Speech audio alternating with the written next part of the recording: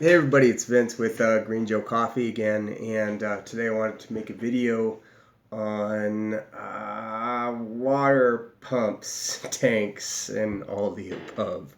So the question was kind of a general question as far as what size fresh water do I use?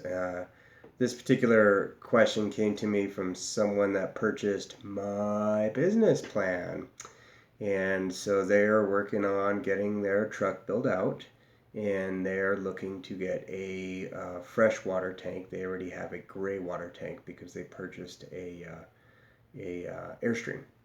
So they're saying, okay, well, hey, what do you guys use? So the first thing that you need to do is you need to look at your local regulation, and you're going to pull that up either in your city or your state code, and it's going to tell you what you want to look for specifically is the percentage of size difference between your fresh and your gray. Most places will want at least 15% larger gray than fresh, with the idea that if you take a full load of fresh water and you put it through your sinks and whatnot and it goes into your gray water, that your gray water tank has more than enough room to accommodate what's in your freshwater tank. So, I mean, I hear that argument, but in the coffee industry, the vast majority of our water is left in a cup in the form of coffee. So the ratio of fresh to gray doesn't quite equate like that. It's a difference between theory and practice, right? But regardless, there's a lot of municipals that will require 15% larger gray than your fresh. So double check with that. Once that's being said, I mean, to find these water tanks, you can go to any RV plumbing site, or even things like Camp World. I've seen these on Amazon. I've seen them on eBay.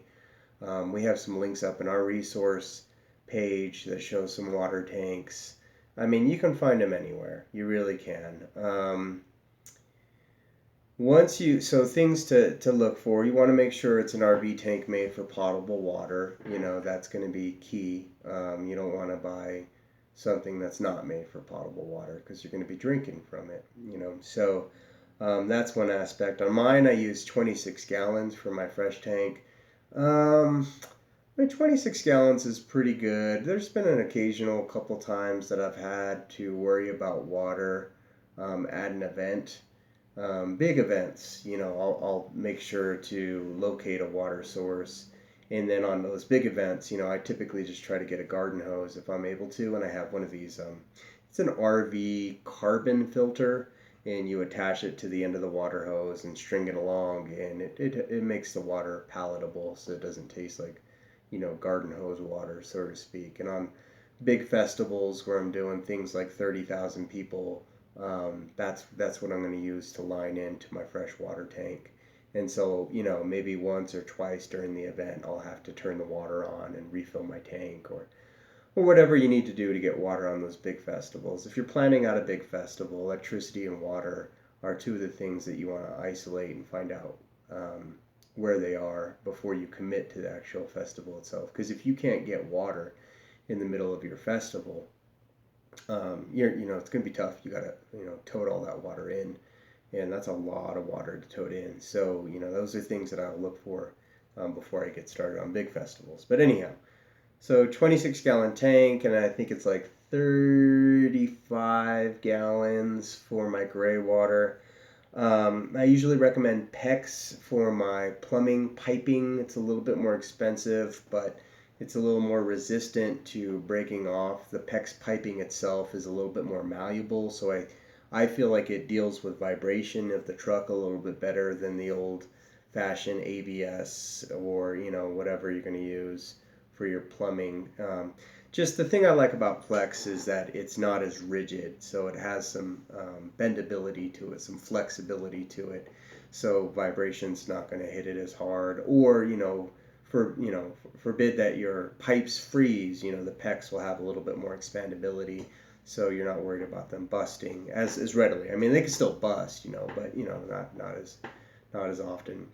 if you're in, that being said, if you're in a cold environment, you might want to look on getting like a blowout plug installed into your line, so that you can, to your freshwater line, so that you can run an air compressor to blow out the water out of your piping at every shift, at the end of every shift. That way your piping's not freezing over throughout the night, or if you have to store your thing outside. Essentially, you're taking the same steps that an RV would take to winterize their plumbing, but you're going to be doing it on a nightly basis. And I wouldn't recommend using the RV antifreeze, because obviously you're going to have to flush that out, and that's going to be too much of a mess on a daily basis. Maybe if you're looking on storing it long term, but just for regular storage, overnight storage, you can use an air compressor to blow out your lines. That way you're not freezing your lines over every night, working on, pumping, then you would have to worry about leaks and that type of stuff. And so, yeah, I just think getting a blowout plug would be a good idea for those of you that are north and you have to worry about, freezing your lines. Other things to think about when you're digging into your plumbing, essentially, is putting in like a 3M filter. They make filters especially for coffee. I bought one. I don't know if it was noticeable above the 3M filters. I think, 3M is nice because for the most part, they're a very recognized brand, and you can find their filters in a lot of different places. So you'll get more of a competitive price. If you buy kind of a knockoff brand, then you're going to be kind of buying only those filters. Sometimes they're hard to get a hold of, and so you don't want to, find yourself, caught without a filter, so to speak. So I would say for the filter, to get like a reputable brand where you feel comfortable, buying the filters over and over again. Like, it's kind of like the same thing when you go to buy a printer. You look at the cartridges and how much do the cartridges cost, right? And where can I get the cartridges? Okay, I can get these cartridges at Costco and Amazon. Great.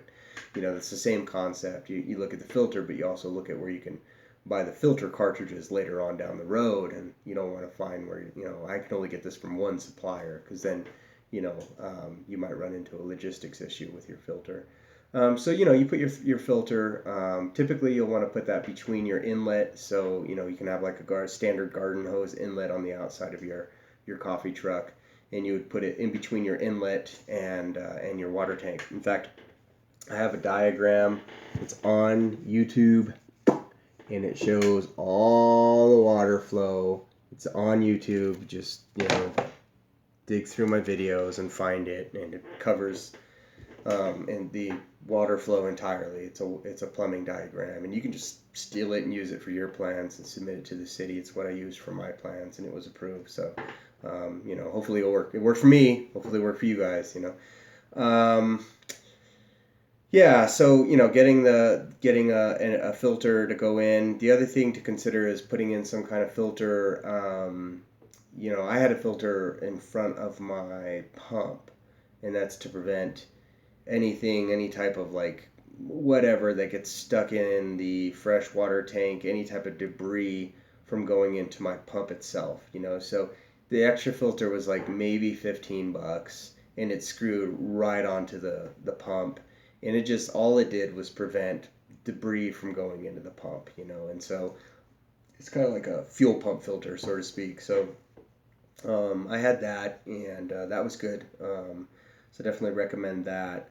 The pump itself, you can go 12 volt if you like, or you can go 110.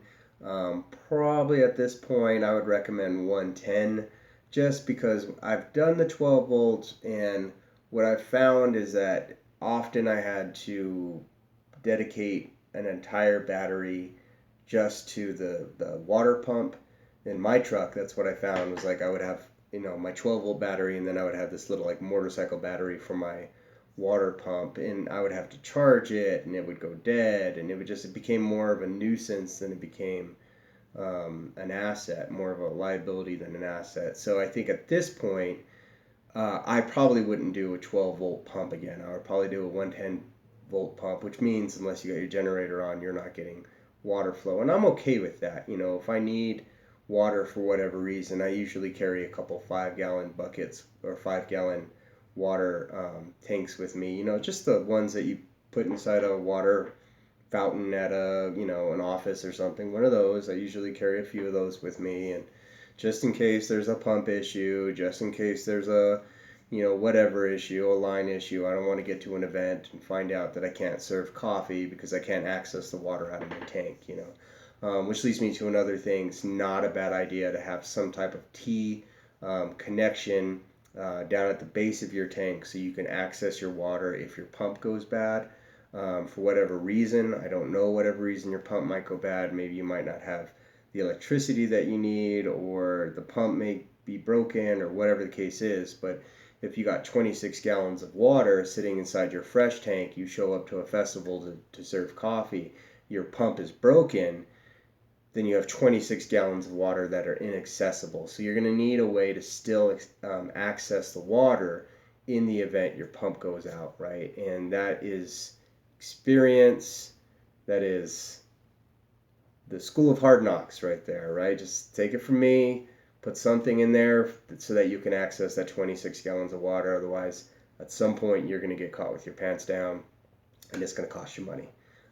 So that would be the other thing that I would do to the fresh tank. As far as the gray tank, just standard fittings on the gray tank on the way out so that you can dump it at an RV site. That will save you a tremendous amount of headache. As far as dumping your gray tank, that'll mean that you're able to dump your gray tank on the way home the vast majority of your festivals, the vast majority of your setups, and that way you're not having to go to a special something to dump your gray, right? Because there's going to be times where you're going to need to dump it, and having an RV access is going to open up your doors significantly. So I would encourage to just get some standard, I think it's like 4-inch pipe. And there's a fitting, and they screw together on this like accordion tubing, and the accordion tubing goes to the RV gray dump site. So I would definitely recommend doing that. And then of course, the way I like to do it is I'll flush my gray, fill it up with a little bit of water, dump a little bleach in there in the gray, and then flush it again. And that keeps your gray nice and clean, and also prevents your gray from smelling up your coffee truck. And there's a ton of like how to dump gray water videos on YouTube. I'm not gonna go into that because there are so many people out there that have done it for RVs and have done it much better than the way I could explain it. So if you're interested in that, access your RV homies and ask them how to do it. Search it on YouTube. You'll find a ton of them. Yeah, so okay, that's about it as far as this plumbing water tank question thing goes. My name is Vince. I sell a ebook on how to build coffee trucks on my website, greenjoecoffeetruck.com. I also sell a business plan if you're looking on getting this financed. So the business plan it's made to help you get financing. It's also just a ton of information, 4 years of coffee truck experience buried into the business plan. It's got expansion plans, marketing plans, blah blah blah. You can go to my website and it'll show you the table of contents. You can look at it there. If you're seeing this video on YouTube, make sure to jump over to my website and sign up for my newsletters. There's going to be stuff that you're missing. Not everything goes to YouTube. Let's see. Like the video, comments help the virality of the video so other baristas can see this type of stuff, pursue their dreams. I would appreciate a comment down at the bottom, maybe a question I didn't answer or something like that. Share the video if you like. Subscribe if you're interested in doing this type of work and you want to see more videos like that. I think that's all I got for you guys. All right, thanks so much. You guys take care.